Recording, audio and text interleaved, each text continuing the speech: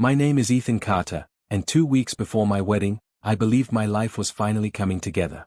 I worked long hours at a small technology company. The pay was not amazing, but it covered the rent and helped me save for the future. Every late night felt worth it because of Sophia Bennett. For 5 years, she had been the center of my world. Are you working again? Sophia asked one evening when I answered her video call. Just finishing a report. You always say that. I smiled. Only 2 more weeks. Then you'll be my wife. She laughed softly. I like how that sounds. So do I. Back then, I believed every word she said. The next morning, I met my coworker for coffee before work. He hesitated several times before speaking. Ethan, can I ask you something? Sure. Have you seen Sophia lately? I frowned. Yesterday. Why? He looked uncomfortable. I saw her having dinner with Damien Cross. Who? You know. The businessman with all those real estate companies. I laughed. You're kidding. I wish I was. There's a simple explanation. Maybe. There is, I insisted. But doubt slipped quietly into my mind. For the next few days, I tried to ignore it. Sophia acted normal. We discussed wedding flowers, guest lists, and honeymoon plans. Then she canceled dinner with me. I'm tired, she said. The following night, she canceled again. Work is stressful. Something felt wrong. 3 days later, I left work early and drove across town to surprise her. Instead, I received the surprise. I saw Sophia stepping out of a luxury restaurant. She was not alone. A tall man in an expensive suit walked beside her. Damien Cross. His hand rested on her lower back. My stomach dropped. I sat frozen inside my car. Please be misunderstanding, I whispered. Then Sophia smiled at him. It was the same smile she used to give me. I watched them disappear into a black car. That night, I called her. We need to talk. Her voice became nervous. About what? You know exactly about what. Silence. Come to my apartment, I said. An hour later, she arrived. Neither of us sat down. Neither of us smiled. Finally, I spoke. How long? Sophia looked away. Ethan. How long? A few months. The words hit harder than I expected. A few months? I didn't plan this. You were planning a wedding with me. I know. You let me choose invitations. I know. You let me book a church. Tears formed in her eyes. I know. My hands shook. Then explain. She took a deep breath. Damien offered me a different life. A different life. A secure life. I stared at her. What does that even mean? It means I'm tired of struggling. We were building something together. We were surviving. We were happy. No, Ethan. You were happy. The sentence cut deeper than any insult. What happened to us? She wiped her eyes. Nothing happened. Then why are you doing this? Because I'm scared. Of what? Being poor forever. I felt my chest tighten. So that's it. It's not that simple. Then make it simple. She looked directly at me. I can't spend my whole life worrying about bills, Ethan.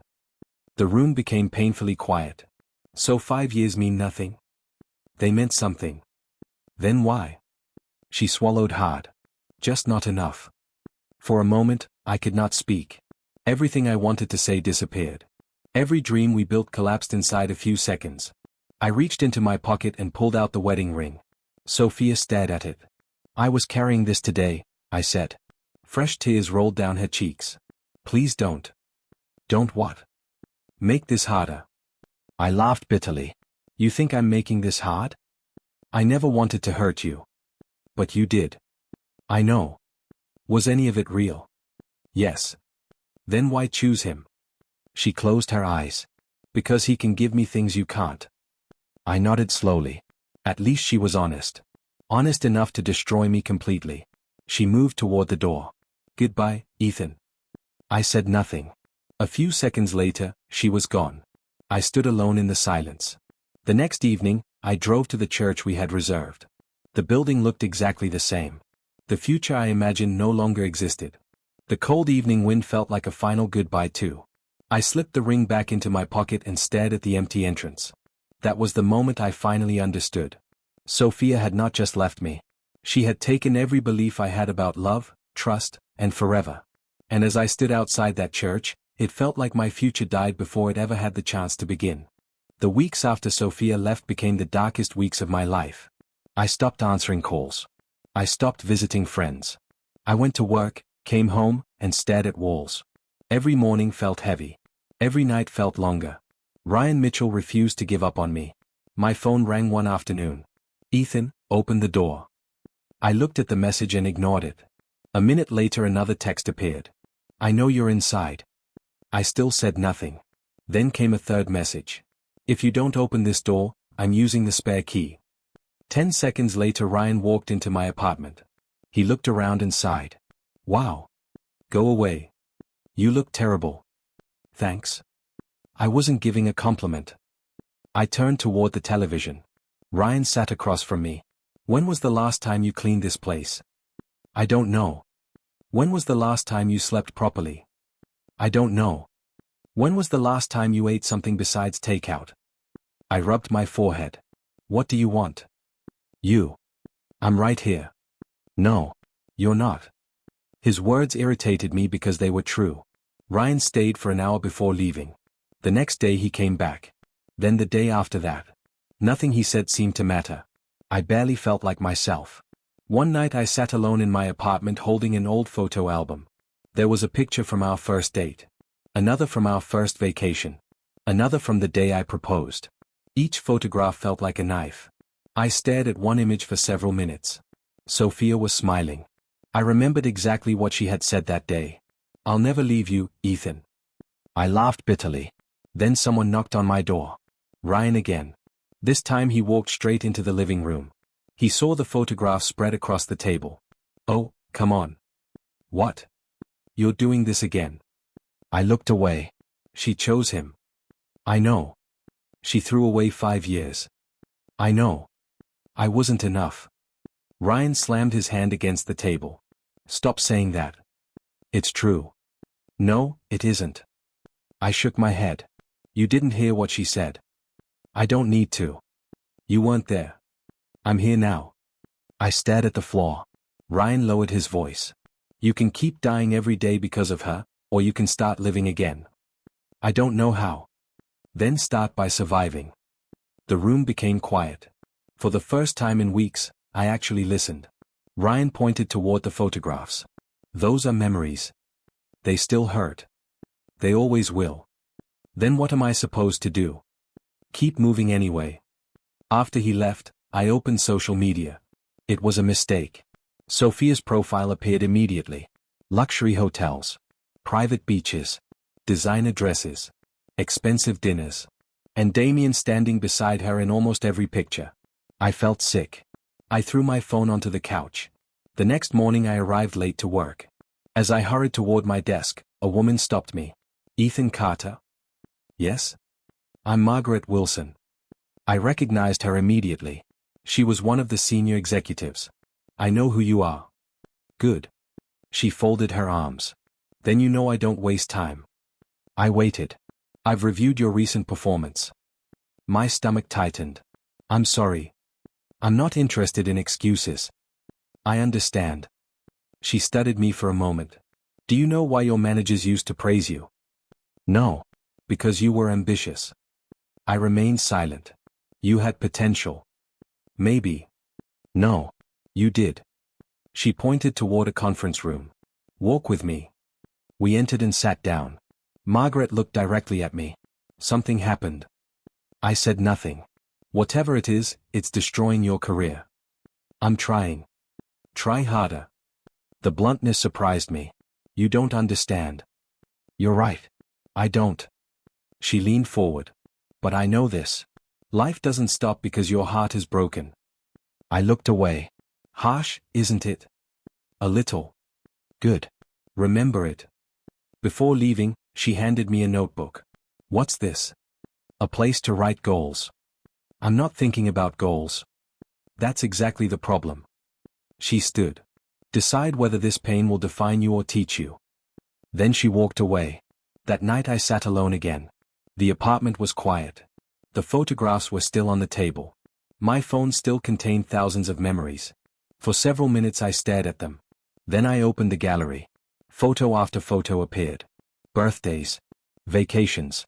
Anniversaries. Promises. Dreams. Lies. My finger hovered over the screen. Finally, I pressed delete. Every photograph disappeared. The pain remained. But something else appeared beside it. Determination. I slipped Margaret's notebook onto the table, opened the first page, and wrote a single sentence. I will rebuild my life. That promise felt stronger than grief. For the first time since Sophia left, I believed it. The promise I made that night changed everything. Not immediately. Not dramatically. But every morning, I opened Margaret's notebook and forced myself to write one goal. Some days the goal was simple. Arrive at work on time. Finish a project. Go to the gym. Read 20 pages. Other days it was harder. Stop thinking about Sophia. That goal took much longer. 3 months after deleting the photographs, I walked into Margaret's office. She looked up from her laptop. You're early. You noticed. I notice everything. I smiled slightly. That sounds dangerous. It is. She closed her laptop. How are you doing? Better. Honestly. I thought for a moment. Still angry. Good. I blinked. Good. Anger is energy. That doesn't sound healthy. It isn't if you stay angry forever. She pointed at me. But it can push you forward. I nodded slowly. Margaret leaned back. What are you working toward? A promotion. Wrong answer. I frowned. Why? That's a result. She tapped the desk. What are you becoming? The question stayed with me long after I left her office. Over the following months, I worked harder than ever. I completed leadership courses. I volunteered for difficult projects. I stayed focused. The more I improved, the less power my past seemed to have over me. One afternoon, my manager introduced a new project manager. Everyone, this is Emma Reed. She smiled. Nice to meet you all. After the meeting, she stopped beside my desk. You're Ethan, right? That's me. I heard you're the person who solves impossible problems. I laughed. You heard wrong. Really? Absolutely. Good. I raised an eyebrow. Why is that good? Because impossible people are usually annoying. For the first time in months, I genuinely laughed. Emma grinned. See? You're capable of smiling. Sometimes. Good. The office needs more of that. Over the next few weeks, we worked together regularly. Emma was smart, direct, and surprisingly funny. Unlike most people, she never treated me like I was broken. One evening we stayed late finishing a presentation. She looked at the clock. We've been here 3 hours. 4. That's even worse. I smiled. You could leave. So could you. Fair point. She studied me for a moment. Can I ask something? Depends. Are you always this guarded? My smile faded slightly. Probably. Bad experience. Something like that. Emma nodded. You don't have to tell me. Thanks. She gathered her papers. But for the record, not everyone leaves. I looked at her. I don't need saving. She smiled softly. I'm not trying to save you. I waited. I'm just reminding you that not everyone leaves. Those words stayed with me. Not because they erased the past. Because they challenged it. Meanwhile, Ryan kept pushing me toward bigger goals. One Saturday morning he showed up carrying coffee. I have an idea. That usually worries me. It shouldn't. It always does. Ryan ignored me. You write software. Yes. I understand business. Debatable. He rolled his eyes. We should start a company. I nearly choked on my coffee. A company? Why not? Because normal people don't casually start companies. Good thing we're not normal. I laughed. Ryan leaned forward. I'm serious. What would we even build? Business automation software. I considered it. The idea wasn't terrible. Actually, it was pretty good. You've thought about this. For months. You could have mentioned that. You were busy recovering from heartbreak. Fair. Ryan smiled. So? I looked at him. So maybe. Maybe? Maybe. That's the most exciting word you've said all year. Within weeks, we started working nights and weekends. The project was exhausting. But it felt good. Every line of code felt like another brick in a new future. Some evenings Emma would see me leaving late. "You're still here? Working? Again? Again? Do you ever rest?" "Occasionally." "You should do it more. You sound like Ryan." "Smart man." Months passed. The software slowly improved. We gained interest from small businesses. Nothing huge. Nothing life-changing. Not yet. Then one Tuesday morning Ryan called me. His voice sounded strange. "Where are you?" "At work." "Come outside." "Why?" "Just do it." 10 minutes later I found him standing beside his car. "What happened?" Ryan handed me a folder. "Open it." I did. Inside was a signed contract. I stared at the numbers. Then stared again. "This is real. Very real. A company actually agreed. Not just agreed." Ryan pointed at the signature. "They're our first major client." For a moment I couldn't speak. A year earlier I had been sitting alone in darkness. Now I was holding proof that my life was moving forward. Ryan grinned. "You're smiling again." "Am I?" "Yeah." I looked at the contract. Then at the sky. Then back at my friend. "We did it." "No," Ryan said. "We started it." As I stood there holding that contract, I realized something important. The pain hadn't disappeared. The scars were still there. But they no longer controlled me. For the first time since Sophia walked away, I felt something stronger than loss. I felt hope. And this time, hope felt real. 3 years passed faster than I expected. The small software project Ryan and I had started at a kitchen table became a real company. We hired employees, signed larger contracts, and moved into a modern office building downtown. One morning Ryan walked into my office carrying a tablet. "Mr. CEO." "Don't call me that." "Why not?" "Because you sound ridiculous." Ryan laughed. "You used to dream about this." "I dreamed about success." "And?" "Nobody mentioned the endless meetings." He dropped into a chair. "That's leadership. That's torture." We both laughed. On the outside, my life looked stable. Successful company. Financial security. Good friends.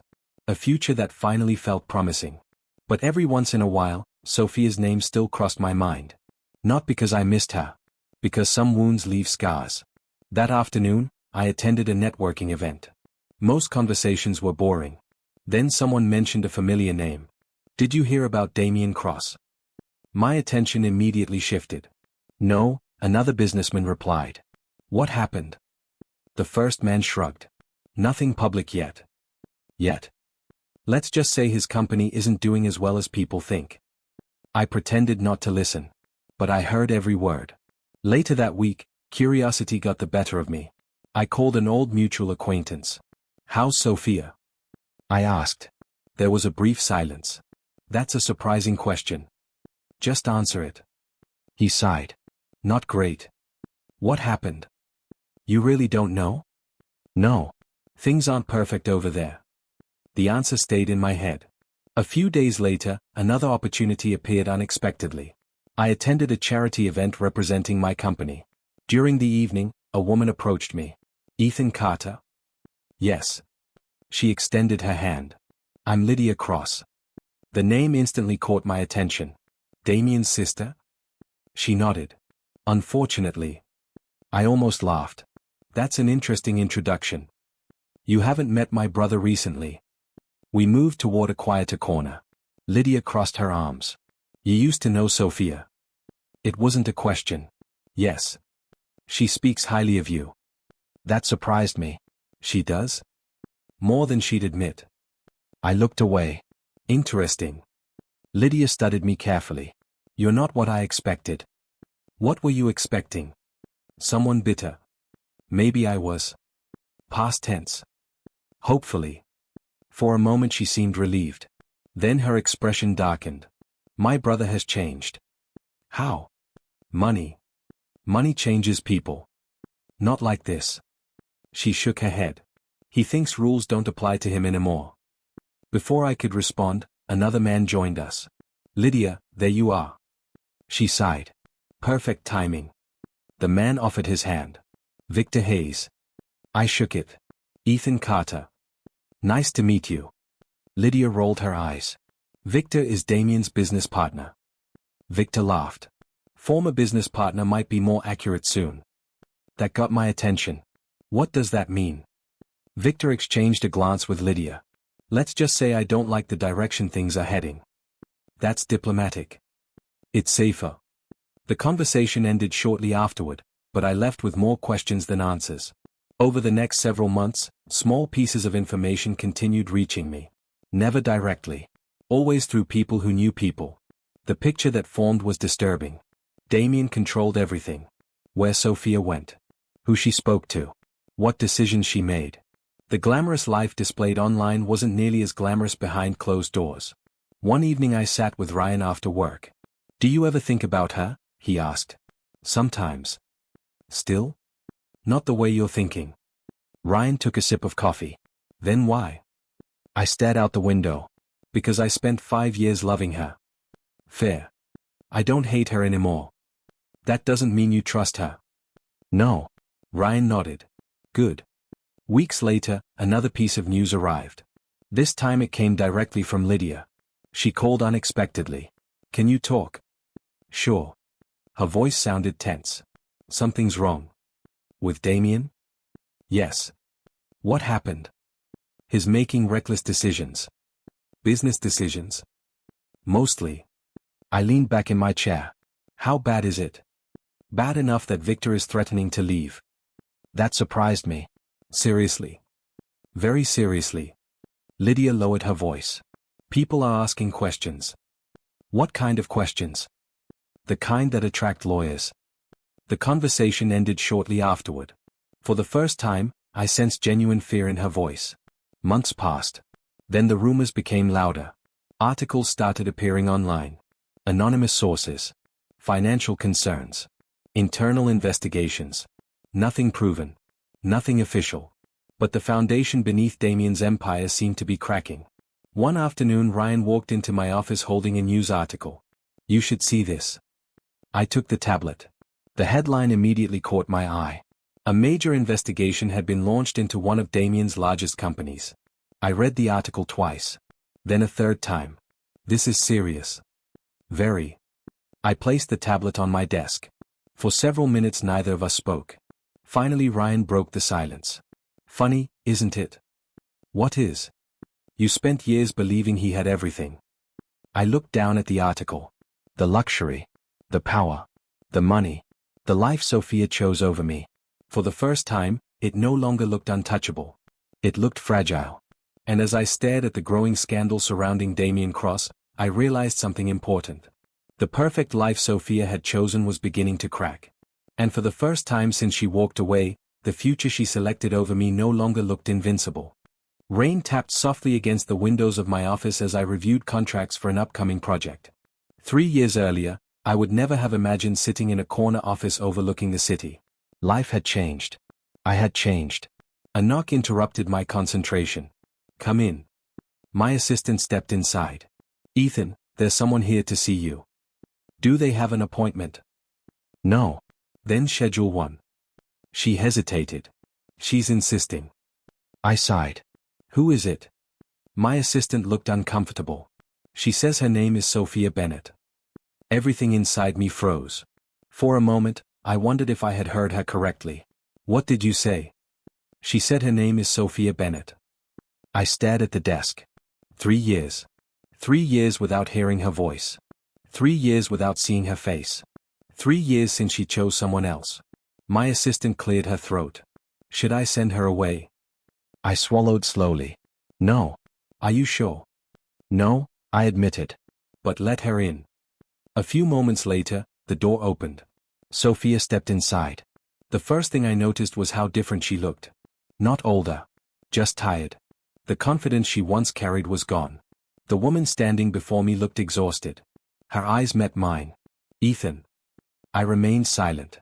For several uncomfortable seconds, neither of us moved. Finally she spoke again. I need to talk. I gestured toward the chair. Sit. She sat carefully. I stayed standing. The distance between us felt larger than the room itself. Sophia glanced around my office. You've done well. That's not why you're here. No. Then why are you here? She lowered her eyes. I didn't know where else to go. I folded my arms. Try again. Pain flashed across her face. I deserve that. You deserve honesty. She nodded slowly. You're right. The room became quiet. Then she took a deep breath. Damien lost almost everything. I said nothing. Investigations started. I heard. Investors pulled out. I continued listening. Then lawsuits followed. And? Sophia looked down at her hands. The pressure changed everything. Meaning? He became angry. Her voice cracked slightly. Angry all the time. I remembered Lydia's warnings. Suddenly they made more sense. Sophia continued. Every problem became someone else's fault. Yours? Usually. I stared at her. Part of me wanted to feel satisfaction. Instead, I felt tired. What does this have to do with me? She looked directly at me. Because I made a mistake. The words hung between us. I almost laughed. A mistake. Yes. You forgot to buy milk. She winced. You're right. You picked the wrong restaurant. I know. You didn't make a mistake, Sophia. My voice hardened. You made a choice. She lowered her head. I know. No, I don't think you do. Silence filled the room. I walked toward the window. The city below looked small from this height. 3 years earlier, I had been the one looking up. Now everything was different. Behind me, Sophia spoke softly. I thought money would solve everything. I didn't respond. I thought security would make me happy. Still nothing. I thought love wasn't enough. That finally made me turn around. And now? Tears appeared in her eyes. Now I know how wrong I was. I studied her face carefully. For years I imagined this moment. The apology. The regret. The realization. Yet it didn't feel the way I expected. It didn't heal anything. Sophia wiped her eyes. Every day I thought about calling you. Why didn't you? I was ashamed. Good. She accepted the answer. I deserve that too. I returned to my chair. Neither of us spoke for several seconds. Finally she whispered something. I made the biggest mistake of my life. The sentence hit harder than I expected. Not because it surprised me. Because part of me had waited years to hear it. Old memories rushed back. The first date. The proposal. The wedding plans. The church. The ring. Then came the memory of her walking away. I pushed the thoughts aside. You didn't choose me when I had nothing. Fresh tears rolled down her cheeks. I know. You chose the easier path. I know. You chose him. I know. The repetition hurt us both. Sophia struggled to steady her breathing. If I could change it. You can't. She nodded. I know. The room fell silent again. Rain continued tapping against the glass. Sophia looked around the office one more time.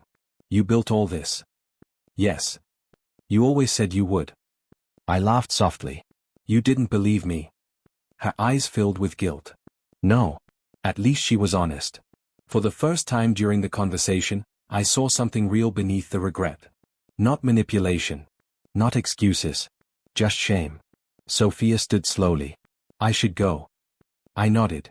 Maybe that should have been the end. Maybe it would have been easier. But she stopped beside the door. Her hand rested on the handle. For several seconds she didn't move. Then she turned around. Ethan? What? Her voice trembled. If I asked for another chance. I felt my heart tighten. Not because I wanted to say yes. Because I never expected to hear the question. Sophia swallowed hard. Tears slipped down her cheeks. Would there be any possibility at all? I stared at her. 3 years of pain. 3 years of rebuilding. 3 years of becoming someone new. And now the woman who destroyed my future stood in my office asking for a second chance. I opened my mouth. But no answer came. The question remained hanging between us as the rain continued falling outside. And for the first time since she walked away, I truly didn't know what I was going to do next. After Sophia left my office, I expected the situation to end. It didn't. A week later she called. Then she called again. Then she asked if we could meet for coffee. I should have said no. Instead, I said yes. Ryan nearly lost his mind when I told him. You did what? We had coffee. Why? I wanted answers. Ryan stared at me. No, you wanted closure. Maybe. No, definitely. I sighed. Relax. I'll relax when you stop making bad decisions. We sat across from each other at a restaurant near the office. Ryan pointed his fork at me. She came back because your life improved. Maybe. No, Ethan. Definitely. You don't know that. Yes, I do. How? Because she didn't come back 3 years ago. I hated how logical that sounded. Ryan leaned back. If your company failed tomorrow, would she still be here? I didn't answer. That silence is my point. Part of me agreed with him. Another part wasn't sure. The following weekend, I met Sophia again. This time she looked nervous. You didn't have to come. Yes, I did. Why? Because I need to understand. She lowered her eyes. Understand what? Everything. For a moment she seemed unsure where to begin. Then the words started pouring out. At first, everything looked perfect. I listened quietly. Expensive trips. Luxury hotels. Parties. And? I thought I was happy. Her voice grew softer. But after a while, things changed. How? Damien changed.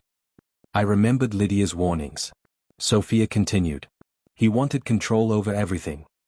Such as? My schedule. She paused. My friends. Another pause. My decisions. I frowned. Why stay?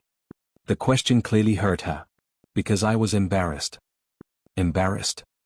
I left you for that life. Understanding slowly settled over me. If you admitted it was a mistake, you had to admit you hurt me for nothing. Tears appeared in her eyes. Yes. Neither of us spoke for several seconds. Finally I asked another question. Did you ever love him? Sophia looked away. I loved what I thought he represented. That isn't what I asked. She took a deep breath. No. The answer sounded honest. And somehow that made everything sadder. Over the next few weeks, Sophia occasionally appeared near my office. Never demanding. Never pushing. Just trying to be present. Meanwhile, Emma noticed everything. One evening we stayed late reviewing project reports. She closed a folder and looked at me. Can I ask something? Sure.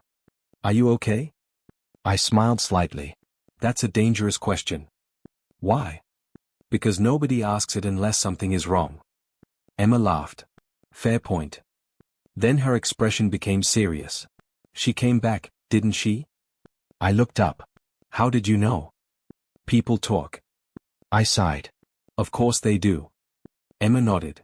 For a moment she said nothing. Then she gathered her papers. You don't owe me an explanation. Emma. She raised a hand. Really? I stopped talking. Emma smiled politely. But I respect myself too much to compete with someone's past. The words landed gently. Yet they carried weight. I understand. Good. She stood. I hope you figure out what you want. After she left, I sat alone in the conference room. For the first time, I realized my choices affected more than just me. A few days later, the Damien situation exploded again. This time Victor went public. News reports covered the story non-stop. Questionable contracts. Financial manipulation. Hidden transactions. Every day brought new allegations. Ryan sent me article after article. Finally I called him. You enjoying this? A little. You shouldn't. I know. Then why are you smiling? Because karma finally woke up. I couldn't argue with that. Meanwhile, Sophia seemed increasingly uncomfortable discussing Damien. Not because she wanted to protect him. Because she was ashamed. One evening she looked at me across a cafe table. I was blind. Maybe. No. She shook her head. I was greedy. The honesty surprised me. Sophia continued. I kept telling myself I deserved more. You deserved happiness. I thought money and happiness were the same thing. And now? Tears formed in her eyes. Now I know better. I believed she meant it. The problem was that understanding her pain didn't erase mine. The woman sitting across from me was full of regret. The man sitting across from her was full of scars. Neither reality cancelled the other. When we stood to leave, Sophia hesitated. Ethan? Yes? Her voice trembled. Do you think there's any chance for us? I looked at her. Then I looked away. The truth was complicated. I understood her regret. I even forgave parts of it. But forgiveness wasn't the same thing as trust. And trust wasn't something that returned overnight. Sophia waited quietly for an answer. Instead of giving her one, I simply said goodbye and walked away. Behind me, her question remained unanswered. And for now, that was the only answer I could give. The morning Damien Cross finally fell, I was sitting in a conference room reviewing partnership documents. Ryan walked in carrying his phone. You need to see this.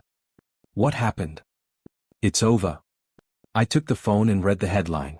Several executives had agreed to cooperate with investigators. Financial records had been released. Former employees were speaking publicly. Damien's companies were collapsing one after another. I looked up. This is real. Very real. Ryan sat down. Remember when everyone thought he was untouchable? Yeah. Not anymore. For a moment, I felt nothing. No excitement. No victory. Just silence. 3 years earlier, I had imagined this day many times. I thought revenge would feel satisfying. Instead, I felt strangely calm. My phone rang later that afternoon. It was Lydia. Have you seen the news? Yes. It's worse than people know. What do you mean? Banks are pulling support. Investors are running. I heard exhaustion in her voice. And Damien? He keeps saying he can fix everything. Can he? No. Her answer came instantly. After the call ended, I stared out my office window. The city moved as if nothing had happened. People walked. Cars passed. Life continued. Meanwhile, an empire was falling apart. 2 days later, Victor called. That surprised me. Victor. Ethan, how are you? I've been better. You? Relieved. I laughed softly. That bad? Worse. He paused. I spent years warning him. And? He thought money made him smarter than everyone else. What happens now? Courtrooms. I leaned back in my chair. That sounds expensive. Victor laughed. That's the least of his problems. Before ending the call, he added one final sentence. Some people destroy themselves long before anyone notices. Those words stayed with me. The following week, my company signed its largest international partnership. The deal represented years of work. Ryan practically burst into my office. We did it. I stood and shook his hand. No.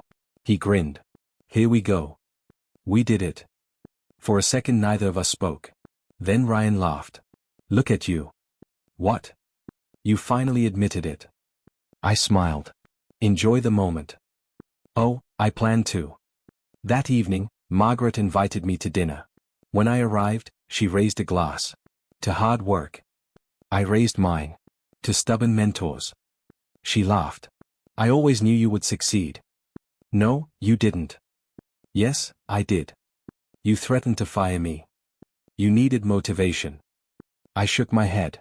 You're impossible. Maybe. Her expression softened. I'm proud of you, Ethan. The words meant more than I expected. Thank you. You earned this. For a brief moment, I remembered the broken man who had walked into her office years ago. He felt like a different person. A few days later, Sophia called. I almost ignored it. Instead, I answered. Hello. Can we meet? I hesitated. Why? There's something I need to return. We met at a quiet cafe. Sophia arrived carrying a small box.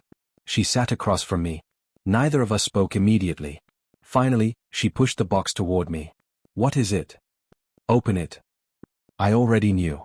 Still, my hands felt heavy as I lifted the lid. Inside was the engagement ring. The same ring I had carried on the day she left. For a moment, memories flooded back. The church. The promises. The heartbreak. The years that followed. Sophia watched quietly. I kept it all this time. I nodded. I figured. She swallowed. I didn't deserve to. I carefully picked up the ring. It looked exactly the same. I didn't. Neither did she. This belongs to your past, she said. I stared at the ring. Then I closed the box. No.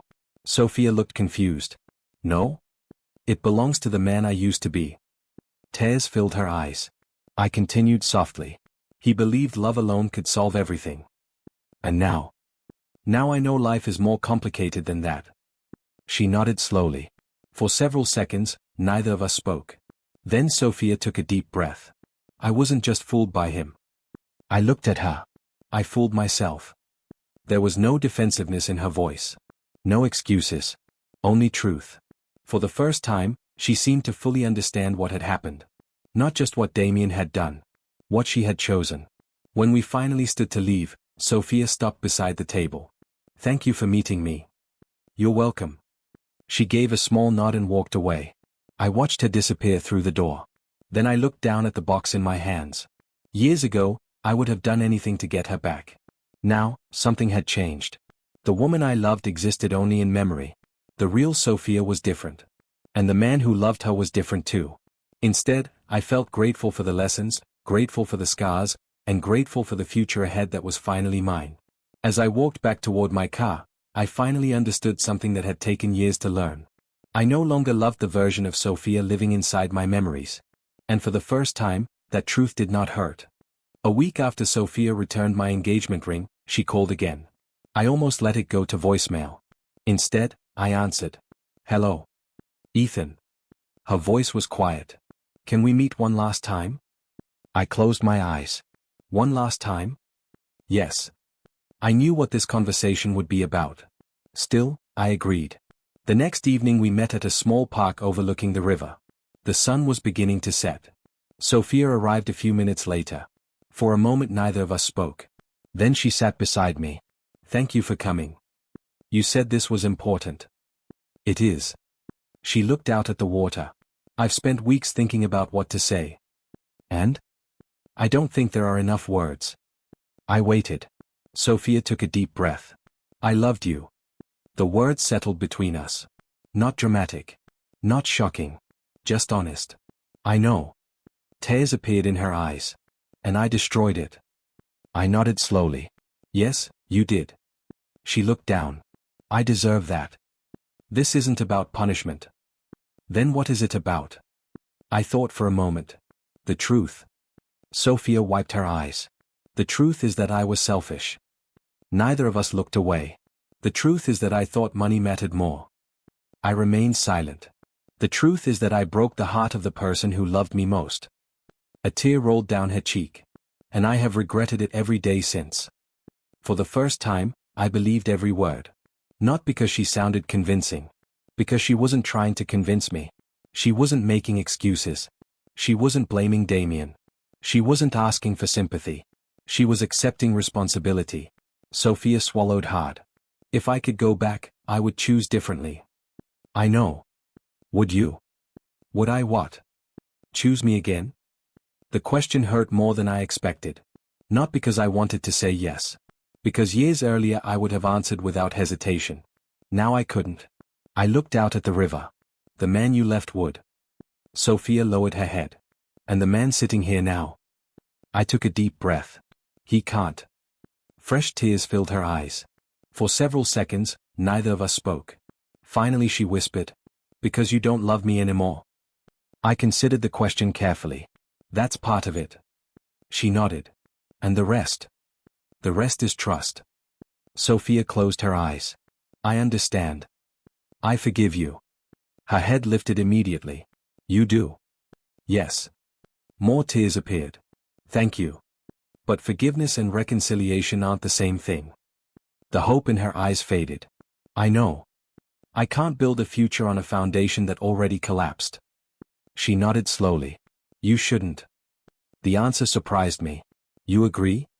Yes. Sophia managed a sad smile. Loving someone doesn't mean you deserve another chance. For the first time in years, there was peace between us. Not happiness. Not romance. Just peace. The kind that comes when two people finally stop fighting reality. Sophia stood first. I followed a moment later. She looked at me one last time. I really am sorry, Ethan. I know. And I always will be. I believe that too. She stepped back. Then another step. Neither of us reached for the other. There was nothing left to hold on to. Only acceptance. Goodbye, Ethan. Goodbye, Sophia. She turned and walked away. I watched until she disappeared from sight. Then I looked toward the river again. The chapter of my life that had started with her was finally over. Not with revenge. Not with anger. Not with bitterness. With closure. As I turned and walked in the opposite direction, I understood something important. Some mistakes cannot be undone. Some relationships cannot be rebuilt. And sometimes the strongest thing a person can do is choose themselves. That night, Sophia and I walked away from each other forever. Months passed after my final conversation with Sophia. For the first time in years, life felt peaceful. Not perfect. Just peaceful. And after everything that had happened, that was enough. One Monday morning, Ryan walked into my office carrying coffee. Good news. That's usually dangerous. Ryan laughed. Not this time. He handed me a cup. We just signed another major client. I smiled. That's becoming a habit. A profitable habit. Those are my favorite kind. Ryan sat down. You seem different. How? Calmer. I thought about it. Maybe I am. You finally stopped carrying the past around. Maybe. Ryan pointed at me. Definitely. I couldn't argue with that. Later that week, Margaret invited me to lunch. Retirement was only a few days away. She looked happier than I had ever seen her. You're smiling a lot. That's because I'm retiring. Fair. She laughed. I wanted one final meeting. Sounds serious. It isn't. She leaned back. I just wanted to tell you that I'm proud of you. The word still carried weight, even after all these years. You've said that before. I know. Then why say it again? Because some things deserve repeating. I smiled. Thank you. Margaret raised her glass. To second chances. I shook my head. I didn't get a second chance. No. She smiled knowingly. You built a new life instead. That thought stayed with me long after lunch ended. A few weeks later, Emma and I stayed late at the office finishing a proposal. Most employees had already gone home. The building felt unusually quiet. Emma closed her laptop. We're finally done. Almost. She rolled her eyes. That's your favorite word. It's an honest word. She laughed. For a moment, neither of us spoke. Then she looked at me. Can I ask something? Sure. Do you ever think about her? I knew exactly who she meant. Sometimes. And? I smiled. Only as a lesson. Emma studied my face. That's a good answer. It's the truth. She nodded. And for the first time, I realized I meant it completely. Sophia was no longer a wound. She was a chapter. An important one. But still a chapter. Not the whole story. That evening, after everyone left, I stood alone in my office. The city lights stretched across the horizon. 3 years earlier, I had stood outside a church holding an engagement ring and watching my future disappear. At least that's what I thought was happening. The truth was very different. Losing Sophia forced me to become stronger. The heartbreak taught me discipline. The betrayal taught me self-respect. The pain pushed me toward a life I never would have built otherwise. I placed my hands in my pockets and looked out over the city one final time. Then I smiled. The day Sophia walked away felt like the end of my life. Looking back, it was actually the beginning of the life I was meant to live.